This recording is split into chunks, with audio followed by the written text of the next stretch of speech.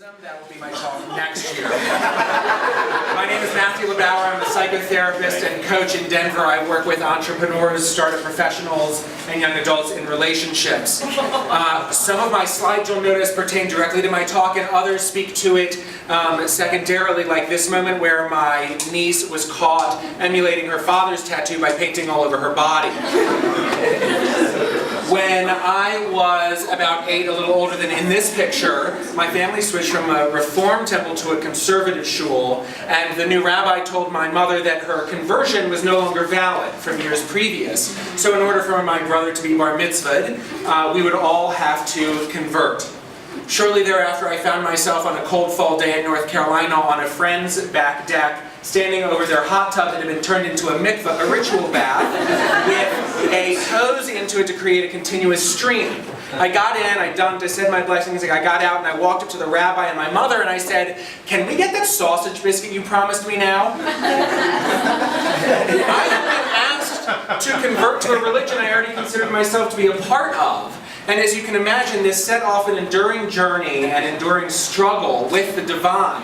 A struggle to find what is my place in Judaism and what is Judaism's place in my life. How will I relate to spirituality?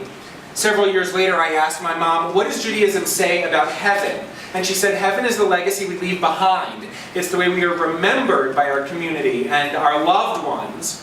And we create that legacy through tzedakah, the pursuit of justice, and tikkun olam, repair of the world, and gimilut chasadim, acts of loving kindness." And heaven is not about where we are going, more importantly. It's about how we live our lives now. What is it that we do now, and what are the relationships that we create and cherish now? I later asked a friend of mine, Karen Aviv in Denver, her take on heaven.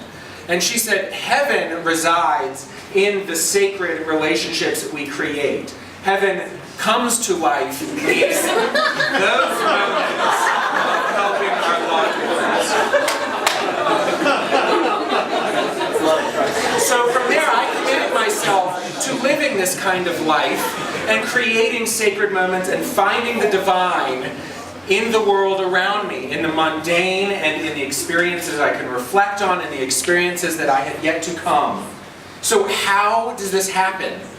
2 quick stories to help you see how I make this come true. For several summers I worked at Camp Yofi, a summer camp for families of children with autism. And my job was to work one-on-one with the campers to help them have as integrated and seamless experience at summer camp as I could. And one camper would come up to every table at the end of each meal with his toy car and say, "Hello, my name is David. I'm here to vacuum up your crumbs. So if you would please lift your dishes and your glasses, I will get started." Sound effects and all. And some of us were amused and some of us barely noticed for all the chaos around us. But reflecting back on it, I see something divine in the fact that here is a little boy wanting to be of service to a community that was designed to be of service to him. Another camper, Alex, got stuck on the high ropes course, more emotionally than physically. So I climbed up to support him. And I asked him, "Well, if you weren't here, what would you be doing?" And he said, "Oh, I would be playing Super Mario Brothers." "Oh, well, who's your favorite character?" And he went through all of the strengths and limitations of each of them, who I don't know at all. And I said, "Well, which one of them would handle this predicament best?" And he went through each one of them, detailing their maneuvers, and said, "I think the princess would know what to do." Before I knew it, he was eyeing his way up to the top of the tower. And he got up there and was victorious, and posed like a hero. It was amazing.